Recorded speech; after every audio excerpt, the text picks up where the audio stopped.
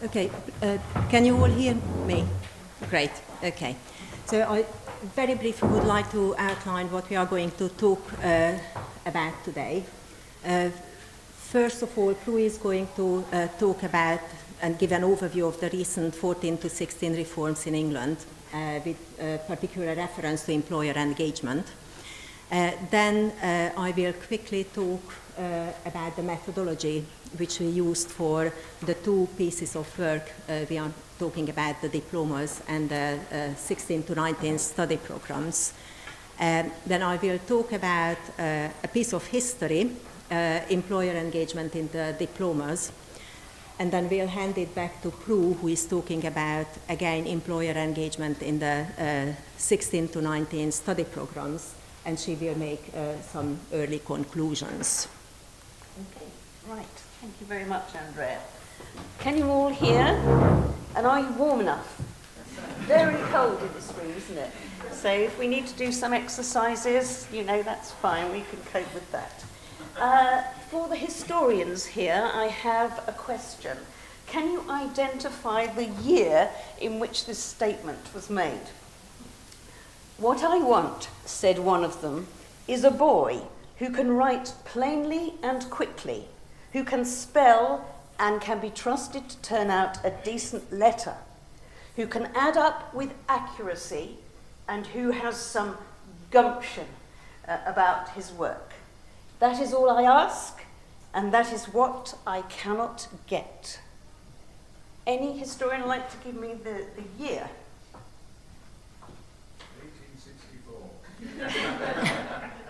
1864. That is not the year of this quote, but certainly in 1868, similar remarks for me. This was actually in 1904, and it was Sidney Webb who was giving a businessman's response to an inquiry into technical education. How surprising. Not at all, really. If I had a pack of cards, there are only a certain number of cards in the pack. If I throw them up, you've got the same cards, they're just in a bit different order. If I throw them up again, they're in a bit different order, but you've only got the same elements to play with. And for me, the history of this employer engagement is a bit like the pack of cards. Every time you throw them up, they're slightly differently arranged, but you've only got so many cards to play with. And this is why, just to remind us, and there can't be anybody in this audience who knows all these initiatives, because nobody as old as I am, and have taught on all these things, which are going over the last 30 years. And for me, it's because this area of policy, vocational education, and what we offer 14 to 19-year-olds, it's like tackling the Hydra, because there's a conflation of policy goals, and we're trying to do so many things with this wretched sword of 16 to 19 reform, or 14 to 19, and you slice off one bit, and boop, another one pops up, you know, and you're trying something else, and another one will pop up. So really, it's a very difficult problem. It seems to me that with the academic qualifications, we're not really trying to do all of these things, certainly not to the same extent. Okay, trip down memory lane, you don't need any of that. It's just I remember teaching on all these things, and I started teaching several decades ago. You know, we try them and they go away. At the same time, there are some qualifications in brackets here that I've mentioned that have been around a pretty long time, highly regarded. They're not Mickey Mouse qualifications, and it's very upsetting when academics do research and say, low quality. Highly regarded in the sector, they do the job, and let's not mock them and say they're only level 2, or they're only level this, and they won't lead to a degree. That isn't the intention of those qualifications. So, you know, that's my take on this one. Now we have the study programs recently introduced and still working their way through. So we have a whole load of paper here about what 16 to 19s should be doing. But, on the 8th of July, after I'd assembled this presentation, blow me, another thing lands on the desk. Yes, the post-16 skills plan. Lord Sainsbury et al., noble folk. I look inside. Do you know? It's the same stuff. but moved around a bit. It's those same cards. And the phrase, which is our title for our presentation, employers in the driving seat. I have seen that phrase in policy documents for the past 10 years at least, if not longer. So that's why Andrea and I asked the question, are these employers becoming rather reluctant passengers, and are they going to jump ship? Because every time we've been promised this, employers will love this, they'll be in the driving seat, and they will design these qualifications. So what we're going to do today is just have a look at this road well travelled, have a look at the pieces in the jigsaw. Because Lord Sainsbury and his colleagues only delivered this 2 weeks ago, of course I haven't had time to look at it in great detail, but I can see that some of the elements are certainly there. So if you'll forgive that I'm not making a great reference to that, although I will now and again. So that's the background. Over to Andrea now, because she'll tell us all about the work that we did on the diplomas, which have been and gone. Okay. Okay, just very briefly about the methodology we use for these two pieces of work. We have done an evaluation project in 2007, so this is based on that piece of work, and we used 14 cases for each line of learning as case studies. We revisited the semi-structured interviews. We conducted 51 semi-structured interviews which lasted between 45 and 60 minutes. They were transcribed and we analyzed it with content analysis, and we used also data matrices. In addition, we also looked at again the policy documents which were developed for supporting the Diploma Development Partnership, and also working papers developed by the Diploma Development Partnerships. Prue is going to concentrate on Tech Level 3 and Tech Certificate, which are Level 2 qualifications, which are currently under development. So therefore, some of the documents are commercially sensitive. So therefore, we have used documents, and we looked at documents which are publicly available, and you can see a list there, DFE policy documents, guidance documents for qualification developers, and so on. You may wonder why we are talking about the diplomas when they were never fully developed and they were never nationally rolled out. The diploma development relied on vast resources of both actual money spent. By 2011, we spent £296 million on it, but also stakeholders' goodwill of voluntary engagement.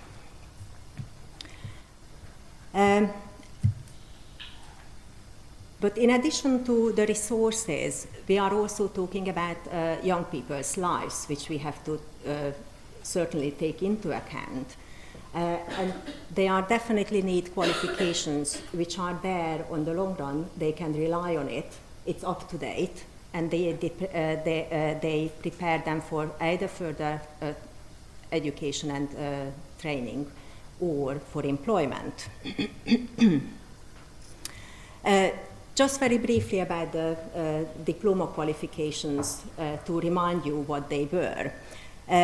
The 2005 Education and Skills White Paper announced the development of diploma qualifications. They were developed in 14 lines, which were relevant to 14 employment sectors. They were introduced in 3 phases, and they should have been in schools from 2008 onwards. The aim of the diplomas were to prepare young people and offer them widely applicable skills relevant to broad employment sector and which are developed through applied learning. The diplomas were composite qualifications. So it included principal learning, which are sector-related learning, again relevant to the particular line of learning, generic learning, which included functional skills, work experience, project, and personal learning and thinking skills, and also additional and specialist learning that supported young people in their progression and enabled them through taking up complementary learning. I also would like to very briefly point out the three main partners within the diplomas, and they were the Diploma Development Partnerships. I will refer to that later as DDP. Qualifications and Curriculum Authority and awarding bodies, and they were called the Triple Lock. The diplomas were intended as employer-led qualifications. However, Ertel and Stas argue that employers were key partners rather than leading stakeholders in the development process. Similarly, Ertel and Hayward argue that the three partners in the diploma qualification development never actually were, it was never an equal partnership, because it was the QCA's remit to approve national qualifications. Therefore, it had more power than the others. There have been several challenges during the development process. And it was unfortunate that there was a confusion about the nature of diplomas at policy level. Already early on, the 2005 Education and Skills paper happily referred to it as a vocational qualification. It also added to the confusion the frequently changing name for the diplomas. So they were called specialist vocational diplomas, they were called applied diplomas, integrated diplomas. The guidance document refers to it and have been referring to it as specialized diplomas. But I think finally it ended up as diplomas, full stop. This was clear. Names at least. So this was clearly unhelpful for those whose task was to lay the foundation of the diploma qualifications, and that included the employers.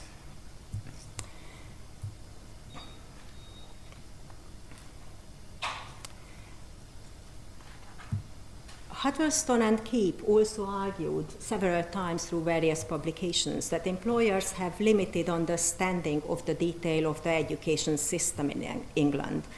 Hodgson et al. Also questions whether employers have the expertise to develop curriculum that is both vocational and general. In relation to qualifications development, employers mainly had previous experience to develop national vocational qualifications. Clearly, qualifications development is a complex process, and not all stakeholders, including employers in the diploma development, had the relevant technical knowledge and experience, nor did they know what the process included. The DDPs were supported by detailed guidance documents, which I referred to previously. So each phase has received its guidance documents. These documents were refined over time and became more prescriptive and reflected some lessons learned from earlier phases. However, it was also very clear that the Phase 1 diploma development partnership often worked ahead of policy developments and also faced constantly shifting requirements. A small number of employers were directly involved in the diploma development partnership through chairing steering groups, sitting as employer representatives of various working groups. Some others engaged in consultation at main milestones during the qualification development process. However, given the number and the heterogeneity of the group, representativeness cannot be claimed. During the interviews, two recurring themes emerged relating to company size. It was very clear that large companies were able to engage more and over time because they had the resources, and representatives were allowed time away from their work to support the diploma development. Clearly, small and medium-sized companies were harder to engage because they often lacked the capacity to devote personnel to the task, in particular during the time of recession. However, there have been targeted strategies for engaging SMEs in the consultation. While there have been challenges for employer engagements, there were also opportunities. Employers responded to the invitation by policymakers in a positive manner. It was an attractive invitation, and employers' leading role in the diplomas had been repeatedly emphasized in the guidance documents and also throughout the process. Employers were prepared to take responsibility to lead and influence the new offer for 14 to 19-year-olds, and saw it as an opportunity to meet the needs of employers in the various sectors. Also, employers had significant sector-related knowledge, which they brought into the diploma development, and they also worked in various capacities, such as in operational roles, within HR department or training departments. They also showed commitment to continuous engagement. Some employer representatives have been involved in 2 phases of the diploma development. However, the question arises, how far can we demand employer engagement and still secure it? Okay, so farewell diplomas. We had a change of government in, as you well know, in 2010. The diplomas were out. So after £297 million, the cards had to be thrown up in the air, and what are we going to do? So the next set of reforms was to introduce what are called study programs, which are the programs which young people who remain in full-time education after 16, and remember that with the raising of the participation age, all young people between 16 and 18 have to engage in some form of educational training, not full-time. That was a misconception. There are other young people who are doing other things, of course. Some go to apprenticeships, some are in employment with training, but we're talking now about what to do with people 16 to 19 who are remaining in full-time education. And the answer has come up in something called study programs. So essentially, this is what young people in this age group must follow, some sort of study program. And I have outlined here what this study program is. The study program is not a qualification. It is made up of lots of things that young people ought to be doing. So they were started in 2014 and updated in 2015, and a number of qualifications coming on board as part of these study programs. Good old A-levels are there, but they're more rigorous, harder, more written tests, but my interest is not A-levels. My interest is what's going to be offered to the other people on study programs, and I'm going to focus on the bits of those programs which I've highlighted in blue, because this is where employers are now asked to engage. Now remember, they've been engaging in diplomas and then they have to go away again, but now they're going to need to be engaged yet again, because as the Minister said at the time, all these qualifications will need public backing from employers and rigorous assessment, giving students confidence that the qualification is worthwhile. This rather is a forward to what we had 2 weeks ago in the same pronouncements about what the new skills plan is going to do and the Sainsbury review. Anyway, for the purposes of this, I just want to have a look at how employers were to engage in the study programs. So, first of all, we've got all people on the study program have to follow some kind of substantial qualification. And the ones in blue are the qualifications that I'm interested in, which are the tech level, level 3, and technical certificates. So essentially, these were seen as very much focused on a specific vocational area or sector. They have to be very rigorous, of course, solid assessment. They have to relate to what's going on in that sector. And surprise, surprise, in order to gather information about this, there was further work done looking at labour market information about what was required in the sector, engaging with employers yet again to get their views on this, and then for employers to actually endorse the qualifications which began to emerge. Now, with the diploma development, the employers were actually asked to design the qualifications. This time around, but Sainsbury's got another idea, because we're going to get employers with the standards. This time around, the employers had to endorse the qualifications. So once these tech levels and tech certificates come on stream, some of them are still coming on stream, or they're modifications of former qualifications to fit the new template, they then have to be endorsed by employers. And if you go onto the website, if you're as sad as to look at vocational qualifications, you can actually click on the button and say who's endorsed this qualification as meeting the standards for that sector. You need 5 employers to sign them off, well, you can see that's what they're supposed to do. They're supposed to say yes. In some cases, part of the qualification will actually count towards license to practice in some areas. Institute of Marketing, for example, you can get exemption from Institute of Marketing examinations for if you've covered some of this work. There's an exemption. The Engineering Council says that the tech level in engineering design will contribute towards requirements for professional registration. So some attempts to begin to build these bridges and to say that they're actually okay, that they're good for the sector. But also employers are being asked to support these other things, traineeships for young people not ready to continue to a level 2 qualification, and supported internships, a young person placed in a company with the support of an employer. So that's the ask on the qualification side. But the work experience is of particular interest because as part of the study program, all young people on the study program were supposed to have access to quality work experience. Very interesting that, particularly since the Wolf report in 2011 had somewhat downplayed work experience and not been particularly useful, and certainly not been very useful at pre-16.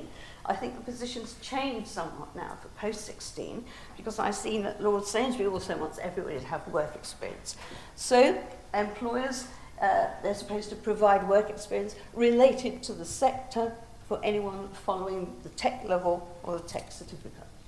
And then they're supposed to have enrichment activities in which employers might be involved to develop employability skills, a whole range of things there you might be doing. So it's a big ask, particularly if in 2010 the employers had rather shuffled away, being somewhat disappointed that the qualifications they developed were no longer there. But happily, of course, they've all been put on the back burner, so they can, the pack of cards will go up again, and some of these are now re-emerging in the new tech level certificates. The capacity is clearly an issue. Could you, yes. I think I've covered that person. Yes, it's just the thing I mentioned. Let's move on. Yes. So the work experience. Can we go back one, please? Thanks. Yeah, sure. The work experience. Yes, I've mentioned that. But capacity. Are employers really able to do this? Ofsted report of 2014 and the Association of Colleges report of 2014, which looked at the readiness of colleges to deliver study programs, not just colleges but schools as well. Obviously Ofsted was looking at schools, and was very concerned about the capacity of institutions to deliver this volume of work experience. And in terms of schools and in colleges, Ofsted discovered that a lot of the work experience placements were actually what we might call home placements. They were placements within the institution. So you could work in one of the college offices or work in the school library or something like that, particularly if it's difficult to place students. So there is a capacity issue. And I notice that Sainsbury again is saying work experience, everyone have work experience related to the sector. How can this actually be achieved? And whose responsibility is all of this? Awarding organisations, schools, colleges, training providers. Everybody has a stake, but how are these programs to be built and delivered? Again, it's a very confusing picture with multiple partners. If I want to say some sort of early conclusions from these two pieces, but also trying to look forward to what Sainsbury's now suggesting, The diplomas and the study programs, they have different starting points. In terms of the diplomas, employers were involved from the beginning, and they were asked to develop content. Whereas with the tech levels and the certificates, the employers have been asked to approve content as meeting their requirements. We now hear from the Sainsbury Review that employers are going to develop the standards, and then these will be converted presumably into a qualification. Now, the main issue with the diplomas we found that simply employers are not professional qualification developers. You can ask employers if they meet your requirements, this is the sort of thing, but then to expect them to give you content, and they don't like the content when it comes back turned into a qualification. So it's a very difficult brief, really, to ask employers to do that. Our research shows, not just these two pieces of research, but over the years, going back at least 30 years, that employers will respond positively if they're asked to do something meaningful and if it directly relates to sector skills needs. So maybe Sainsbury, by identifying the 15 sectors, we had 14 diplomas, we now got 15 sectors for Sainsbury report, maybe if they feel it will meet their needs, and that will provide the competence they're looking for, they will engage. But they have to have a very clear brief about what this is. In the case of the diplomas, the name of the thing changed 5 times, and the guidance came out often after they'd developed the content. So not the best way to proceed. The responsibility for doing this and the financial burden has certainly shifted. There's no longer £297 million to pay on this sort of thing. And in developing the tech levels and the tech certificates, the bill had to be borne by the awarding organisations who are designing the new qualifications. And it's a lot of money, a huge amount of money to develop qualifications. I have some particular knowledge of this because I've worked with awarding organisations. And it's very expensive. And you're doing it on a whim in a way. It's risky. Will this take off? And maybe you'd like to argue, well, that's because we have a market and we have too many providers and we should get rid of all this and only have one provider licensed, which is, of course, is what Sainsbury is suggesting. So maybe that's a way forward. But it's a huge burden to develop qualifications in a constantly shifting territory. The capacity I've mentioned, I think that it's really questionable what the capacity is of employers to meet this. And going back to my paper this morning, the fact that the majority of employers, well, not even talk about employers, people who are sole traders, self-employed and freelancers that represent a huge sector in our economy and a very profitable one, how can they engage with these sorts of activities? And finally, I think what I'd like to say is that making changes or so-called reforms to qualifications is only part of the jigsaw. That's only one piece. The qualification is not a whole programme, it's a bit of it. And if you are trying to follow a programme of study, whatever that is, it's very different. You experience that curriculum in very different ways because of the context in which you're experiencing it, the way in which it's delivered, the pedagogy, the resources available for you, the opportunities. That is the whole offering, not the qualification. So the obsession with qualifications, employers in the driving seat, standards endlessly changing, has not really served us very well at all. And you all know that, of course. What have policymakers learnt from previous experience? Well, these things are very expensive. They still know they need employers to engage, but they should only ask them to do so when they can engage in some sort of meaningful way and talk about things that they know, and you get appropriate people to represent employers. Employers are a very heterogeneous group, and to have some panels that allege to represent a particular sector may not always do the trick. Things are regionally based, you know, things are so different in different parts of the country in different colleges. And that's the whole curriculum, not just the qualification. So I'm not sure that a lot has been learned. There's amazing policy amnesia in this area. and we've still only got the same pack of cards that we keep throwing up.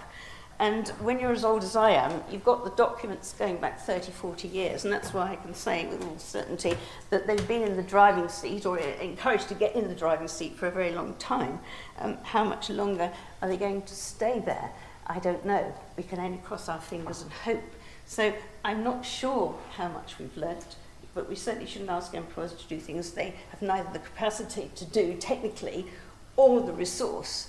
And also, if they've done it, then not say thank you very much, but say, okay, it's all finished, go away till the next one comes around. And this is not to say we don't want really strong roots for youngsters with sound practice, but keep juggling the cards. We're not sure that this is really the answer. But, you know, who knows? We may have the wonderful skills plan and all will work very well. And I know that there is perhaps one light at the end of the tunnel, that there's some suggestion that people might be paid for contributing to these panels, and that might not be a bad thing if we actually paid people to do this job, rather than expect people to just offer to do it, and, you know, all on goodwill, which isn't really the way to run a system. So I think we're going to leave it at that, because there may be questions that people would like to ask of us.